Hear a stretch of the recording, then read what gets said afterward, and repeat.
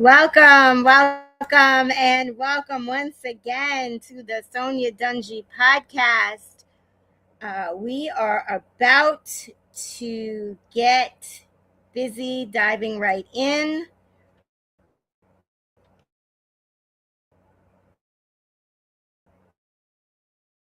Just want to make sure that we're able to invited everyone. One moment. Here we are. Thanks for waiting for me.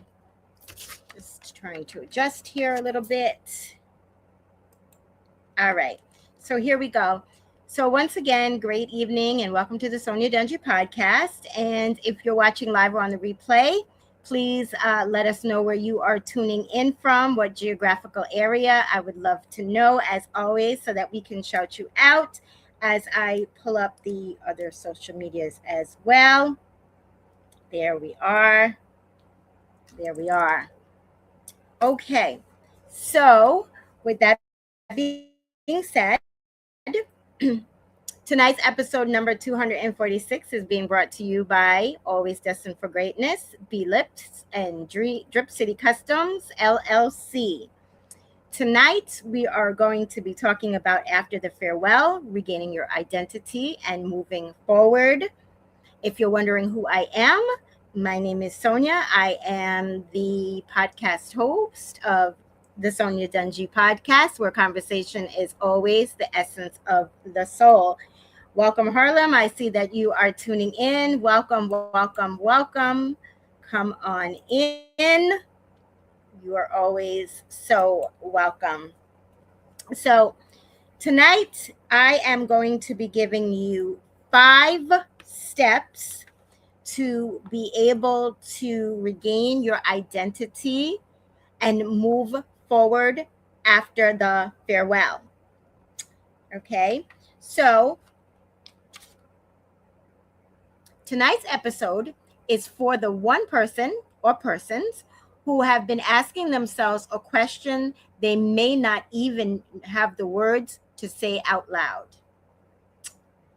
And that question is, who am I now?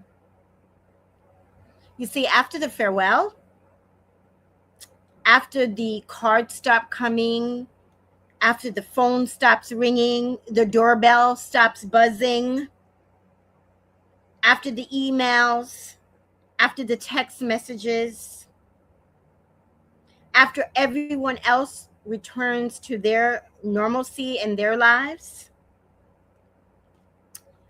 who are you when the parent who helped shape your world is no longer physically here?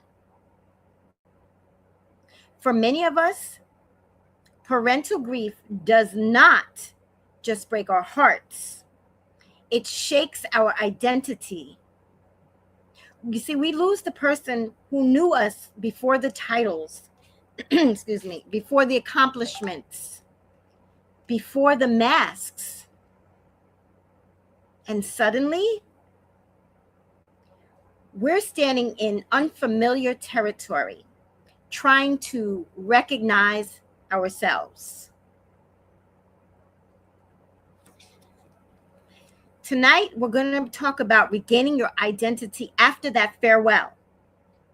And again, the 5 steps to help you move forward while still honoring that love you carry.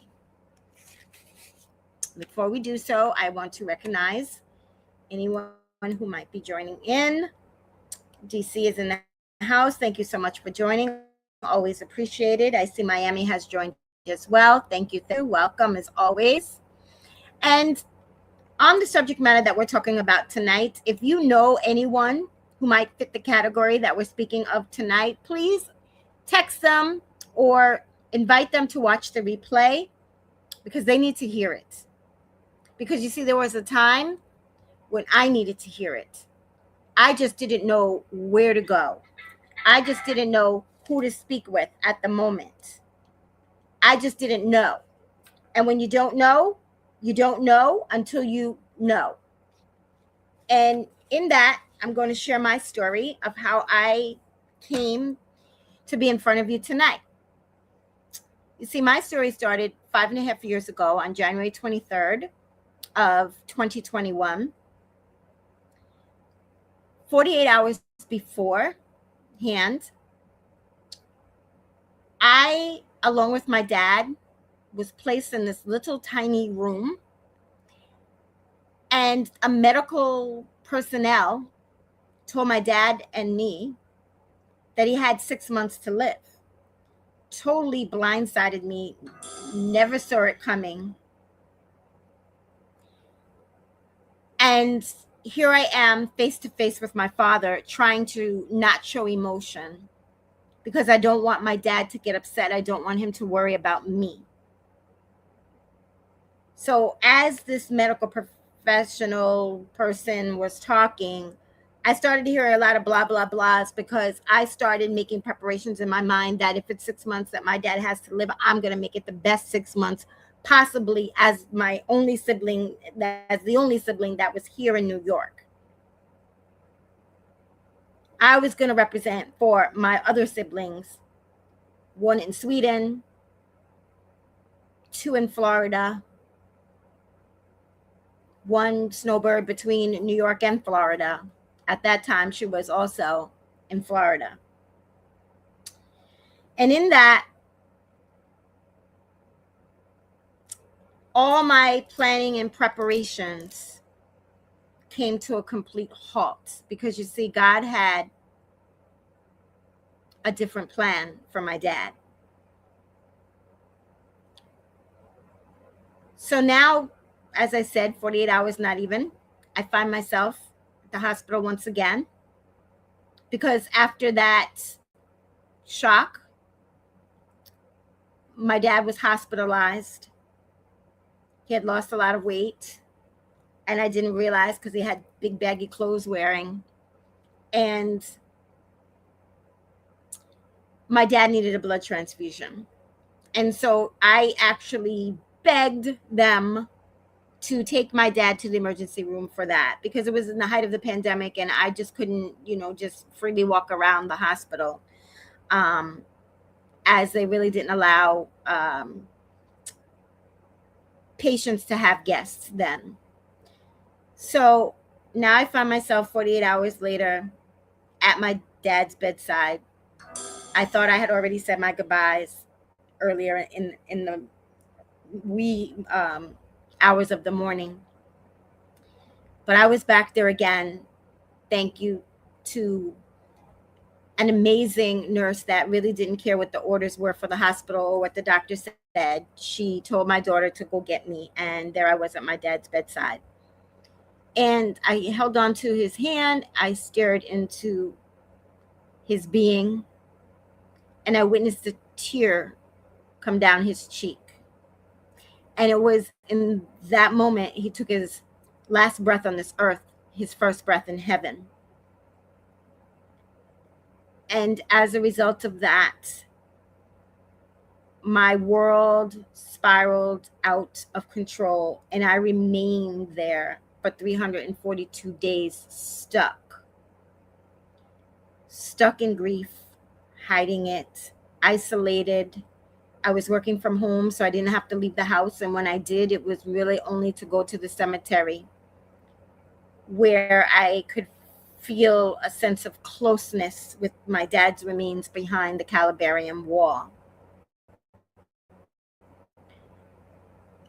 I was blessed with 3 grandchildren. Now I have 4. I didn't spend time with them, nor family, nor friends. I was not me.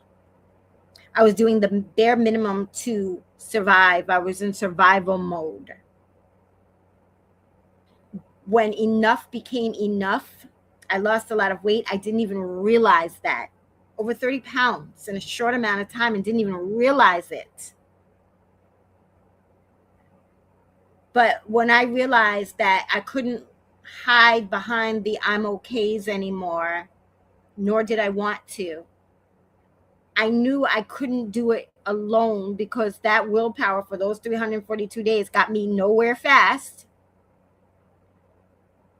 And I knew I needed to seek help. I could have gotten help from my family. Let's not get it twisted. I could have, but I didn't want to because I didn't want them to know really how much grief I was in, because I didn't want them to grieve any more than they were already grieving. And so I hid it. So I thought.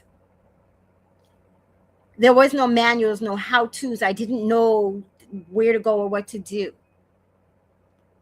But it was by the grace of God that my mentor coach came along, and I made an appointment with him through social media, the last appointment of the month of December. And as a result, I invested in myself. It came along with an amazing Be Iconic community. I started taking classes. I made sure that I was the teachable and the coachable student that my mentor told me I needed to be in order for him to help me. I showed up as best I could. I was there. I did the work. I became coachable, as I said. And through time, that is the reason why I'm here today with all of you on the Sonya Dungee podcast, on episode number 246. Because you see, I knew I had more life ahead of me than I did behind me. I knew my life was purposeful when God could have taken me on several occasions in the past. So I knew my life was meaningful. I knew I loved people, and I knew I wanted to help them. And my dad came to me and told me he left me this gift that I didn't understand then, but I understand today. And this is a part of it. You see, now as a parental grief life coach, I get to help those just like how I was 5.5 years ago. You see, I get to help them go from feeling stuck, loss of identity, feeling unseen, with no voice. I get to help them find their attitude of excellence and of expectation. I get to help them find their economic independence. I get to help them find their true purpose, their God-given purpose. So they too can always be destined for their greatness. So thank you for allowing me to share, and thank you. I see that the Caribbean, Trinidad has joined us as well. Thank you so much. I appreciate you being here as well. So we're going to go on now to the 5 steps as promised. And the first one is stop looking for the old you. One of the greatest struggles after parental loss is trying to get back to who you thought you were before the loss happened. You see, grief changes us.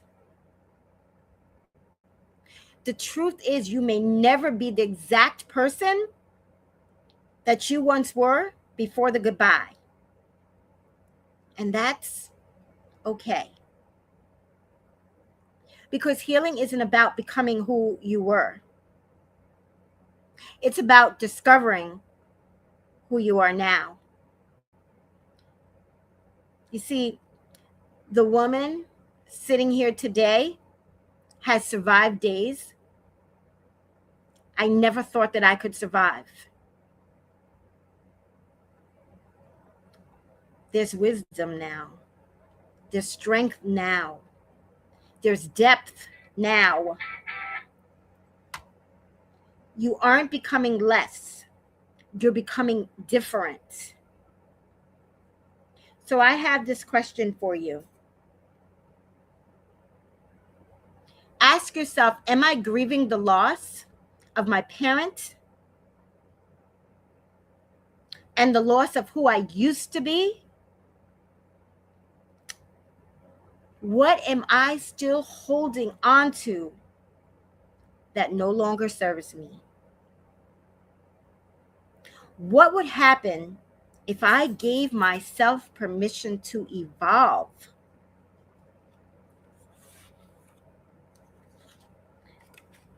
And I'm reading the comments. Never are, and yes, that is okay. Become someone new. Absolutely. Absolutely. You are correct, Miami. Thank you so much. And I'm glad that you're getting value. Thank you for sharing that as well. Step 2 is release survival mode. Many grieving people become experts at surviving. You see, we show up, we job, we take care of everyone else, we smile. But inside, we're exhausted. We are exhausted. I myself, I know what that feels like. I had to become an expert myself at survival. Because if I didn't, I would have lost my mental and my physical and my social stability. So I knew I had to show up. And yes, I was the caregiver to my dad. And yes, I was that Atlas that carried the world on my shoulders. And yes, I smiled, even when I cried. But as I said, we're exhausted. Survival mode was necessary in the beginning. It helped us go through the unbearable. But eventually, survival mode imprisoned me. You see, we deserve more than simply just making it through the day. We deserve to experience life again. Not because the grief is gone. It may never be gone. But because life still matters. Your life still matters. My life still matters. Our life still matters. Ask yourself, am I living or merely existing? What part of myself have I neglected while surviving? What is one thing I used to love that grief convinced me to abandon? For me, it was my family. It was my friends. It was my hobbies. It was shopping. It was traveling. I abandoned everything for grief. Step 3, reconnect with what your parents planted inside of you.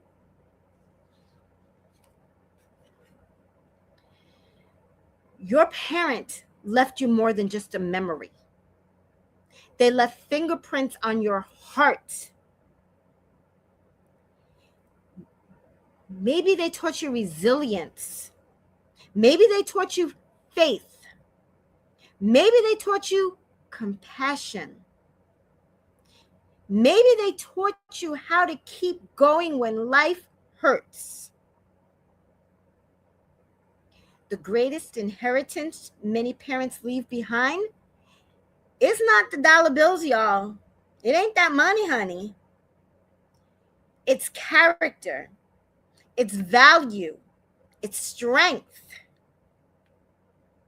You see, every time you walk in with those gifts, their legacy continues. What qualities did your parent help develop in you?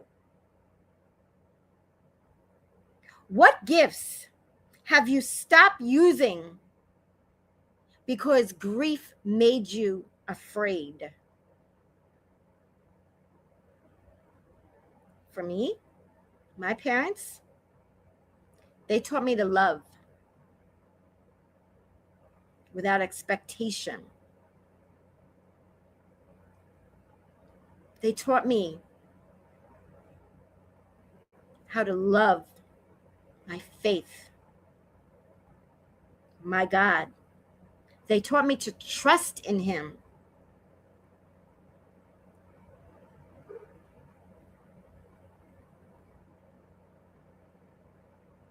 What gifts did I stop using? All of the above. I didn't know how to do anything but grieve.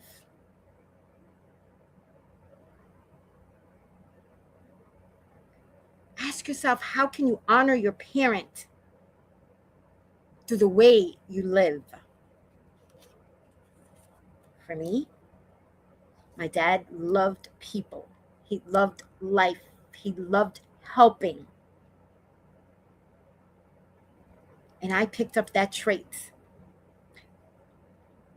My dad loved to give back to the community if it meant going in his closet and getting a clean laundered coat and giving it to a vet that needed it. Or coming to one of our volunteer functions and taking the leftovers to vet's place to feed the vets. Whatever it took, my dad did it. And I'm so grateful I'm able to do the same.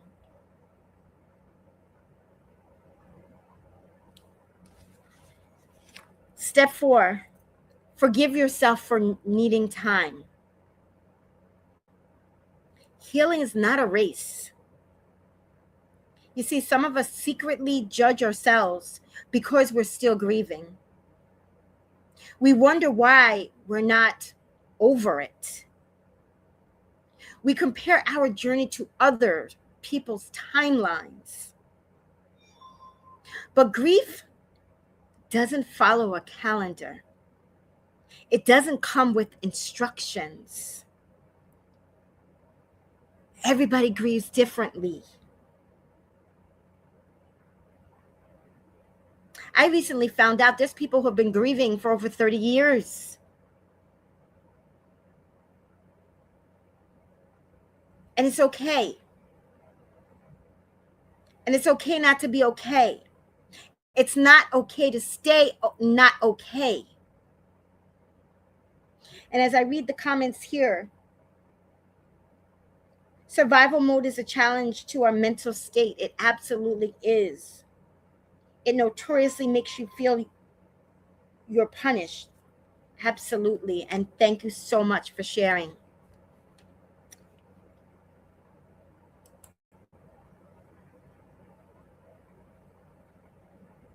Priceless gifts. Absolutely. You see, you need to realize you lost someone that is irreplaceable. I know you can see in the background my dad. My dad was my world. My mama was my world. My mom, my grandmother. I can't replace any of them. You're allowed to take your time. You're allowed to have good days and bad days. You are allowed to heal without rushing yourself.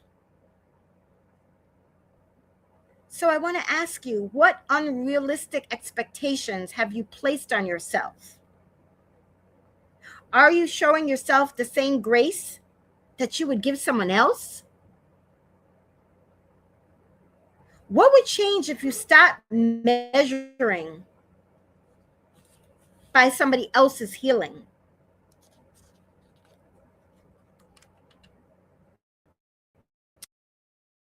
And step number 5, give yourself permission to become again. This step is often the hardest because somewhere along that journey, grieving daughters and son began believing it. Moving forward means leaving their parent behind. That's not true. That's a farce. Moving forward is not forgetting. Smiling is not forgetting.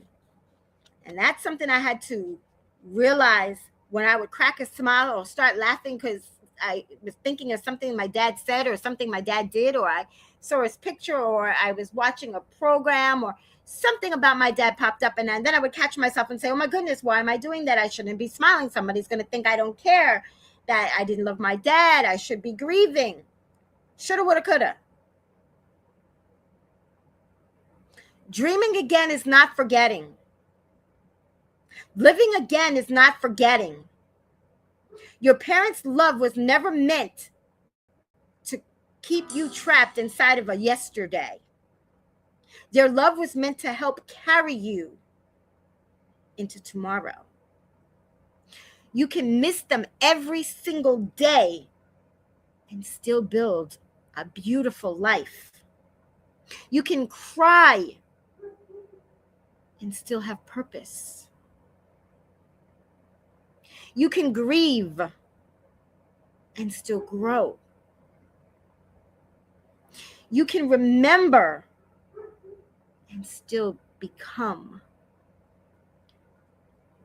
What are you afraid of that will happen if you fully embrace your future?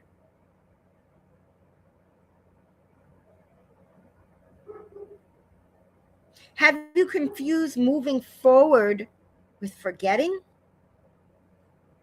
What version of yourself is waiting on the other side of healing? So as we close tonight, I want to leave you with this. The forever, that farewell, that changed you. But it did not end your story. You're still here.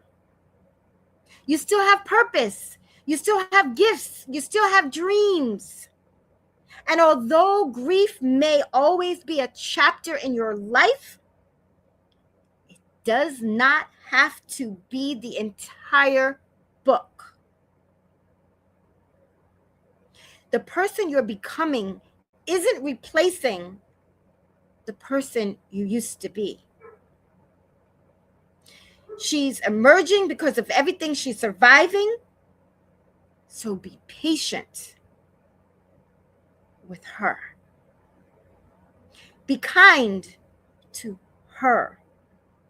And remember, you're not just surviving the farewell, you're learning how to become yourself again.